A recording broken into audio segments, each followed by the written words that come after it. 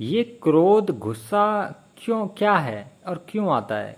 तो देखो, क्रोध जो है वो कर्म के द्वारा ही उत्पन्न हो जाता है। विषयों की आसक्ति जिसके ऊपर ज़्यादा रहती है उसको क्रोध उत्पन्न हो जाता है। जो व्यक्ति विषयों में फंसा रहता है, उसकी भोगों की कामना करता है, उसी व्यक्ति को क्रोध उत्पन्न हो जाता है। क्योंकि अगर कोई व्यक्ति किसी चीज़ का या किसी भी विषय का सोचता है कि वो विषय उसके पास होना चाहिए, वो वस्तु उसके पास होनी चाहिए, जब वो वस्तु उसको प्राप्त नहीं होती है तो क्या होता है, अंत में क्रोध ही उत्पन्न होता है। क्योंकि पहले तो उसके मन में एक कामना पैदा होती है विषयों के प्रति कि उसको वो विषय चाहिए, और जब वो कामना उसकी पूरी नहीं होती भोग की, क्योंकि वो विषय का भोग करना चाहता है, उस विषय के भोग से जो भी सुख या दुख का अनुभव होगा वो उसको लेना चाहता है। लेकिन जब वो अनुभव उसको नहीं मिलता है, विषय उसको प्राप्त नहीं होता है, तो फिर उसकी कामना पूरी हो तो पाती नहीं है। तो जब उसकी कामना पूर्ति नहीं हो पाती है तो फिर उसमें क्रोध उत्पन्न हो जाता है, गुस्सा उत्पन्न हो जाता है। और क्रोध जो भी होता है, तो क्रोध उत्पन्न होने के बाद एक साहस भी उत्पन्न हो जाता है, लेकिन अहंकार भी उत्पन्न हो जाता है साथ के साथ, और शोक भी उत्पन्न होता है। तो देखा जाए तो क्रोध बुरा भी नहीं है, और कहें तो क्रोध अच्छा भी नहीं है। ना तो क्रोध को आप बुरा ही कह सकते हो और ना ही क्रोध को आप अच्छा ही कह सकते हो। क्योंकि अगर हम देखें तो हमारे जो पूर्वज थे, हमारे जो देवी देवता थे, भगवान थे, उन्होंने भी तो क्रोध किया। लेकिन उन्होंने क्रोध किया तो किसी गरीब को सताने के लिए नहीं, बल्कि किसी दुष्ट को मिटाने के लिए उन्होंने क्रोध किया। तो क्रोध उन्होंने भी किया, तो वो क्रोध जो है भलाई के लिए क्रोध किया था, तो वो क्रोध अच्छा था।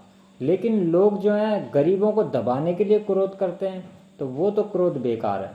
अगर गरीबों की मदद करने के लिए कोई क्रोध कर रहा है तो वो क्रोध अच्छा है। लेकिन अगर कोई गरीबों के दबाने के लिए ही क्रोध कर रहा है, उनको रास्ते से हटा रहा है, तो ये तो क्रोध बेकार ही है। क्योंकि अगर हमारे देवी देवताओं को देखा जाए तो उन्होंने भी तो क्रोध में आकर कितने ही सारे असुरों को मिटा दिया, कितने ही सारे दानवों को खत्म कर दिया, उन्होंने राक्षसों को मार दिया।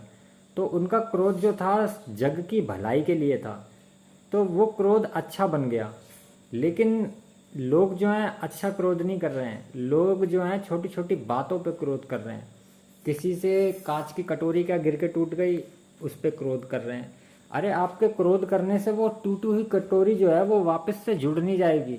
किसी से पानी फैल गया, इतनी छोटी सी बातों पे ही क्रोध कर रहे हैं। अरे पानी तो फैल ही गया है, अब आपके क्रोध करने से कोई पानी वापस से गिलास में तो आ नहीं जाएगा।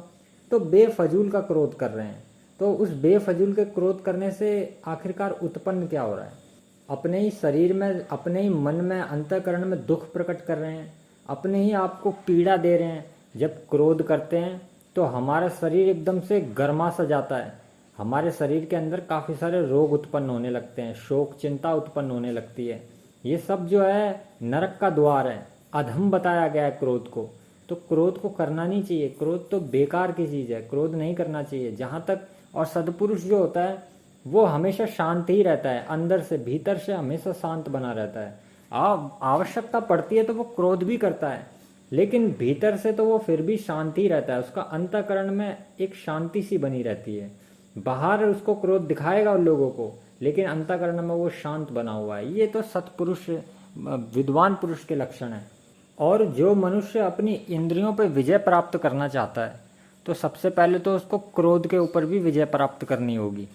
और क्रोध के ऊपर जो है, महर्षि वाल्मीकि जी कहते हैं कि वे लोग बहुत श्रेष्ठ हैं और महात्मा लोग हैं और धन्य लोग हैं जो उठते हुए क्रोध को, गुस्से को अपने विवेक से वैसे ही दबा देते हैं जैसे जलती आग को जल से दबा देते हैं। जैसे आग जल रही हो, उसके ऊपर अगर पानी डाल दिया जाए तो आग कैसे बुझ जाती है। तो ऐसे ही जो भी ज्ञानी पुरुष होता है, उसके अंदर भी अगर क्रोध उत्पन्न हो रहा होता है तो वो भी क्रोध को अपने विवेक से, अपने धैर्य से, अपनी समझदारी से जो है क्रोध को दबा देते हैं। और क्रोध जो होता है वो किसी ना किसी लालच के वजह से ही उत्पन्न होता है। क्रोध के पीछे हमेशा कुछ लालच होता है। अगर आपने किसी को कुछ बोला कि फलानी चीज़ कर दे भाई, या वो काम कर दो मेरा, अब उस व्यक्ति ने वो काम नहीं किया तो आपके मन में क्रोध उत्पन्न हो जाएगा। तो ये किस वजह से हुआ? किसी ना किसी लालच की वजह से ही तो हुआ, क्योंकि अगर वो आपकी बात मान लेता तो आपके मन में क्रोध उत्पन्न नहीं होता, लेकिन उसने जो है आपकी बात नहीं मानी, तो जिस वजह से आपके अंदर क्रोध उत्पन्न हो गया। तो क्रोध जो है हमेशा किसी न किसी लालच की वजह से ही, लोभ की वजह से ही उत्पन्न होता है। और जो व्यक्ति दूसरों के दोष देखता फिरता है, जो भी व्यक्ति दूसरों के दोषों को देखता फिरेगा, दूसरों की बुराइयों को देखता फिरेगा, उस व्यक्ति के अंदर भी बहुत ज़्यादा क्रोध उत्पन्न होगा।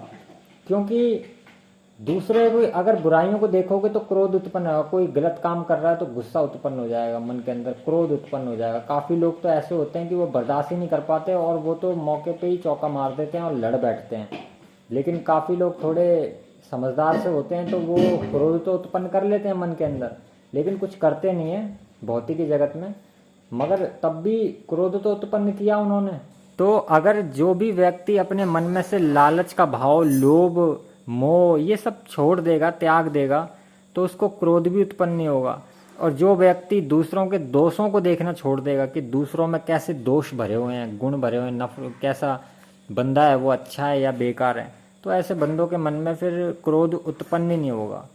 लेकिन क्रोध उत्पन्न होने के बाद में रुकता कैसे है? तो क्रोध उत्पन्न के बाद में रुकता है क्षमा के द्वारा, माफ़ी के द्वारा।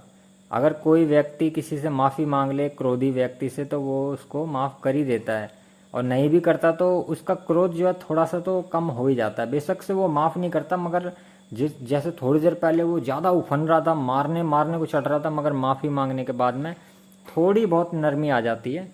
और काफ़ी लोग तो माफ़ भी कर देते हैं, मगर काफ़ी लोग जो हैं ज़्यादा गर्म स्वभाव के होते हैं, तो वो माफ़ तो नहीं करते, मगर नरमी तो वहाँ भी आ ही जाती है। तो क्रोध को अगर शांत करना है तो उसको तो क्षमा ही शांत कर सकती है, माफ़ी ही शांत कर सकती है। मगर जहाँ तक हो कोशिश यही रखो कि क्रोध उत्पन्न ही ना हो। ओम नमः शिवाय।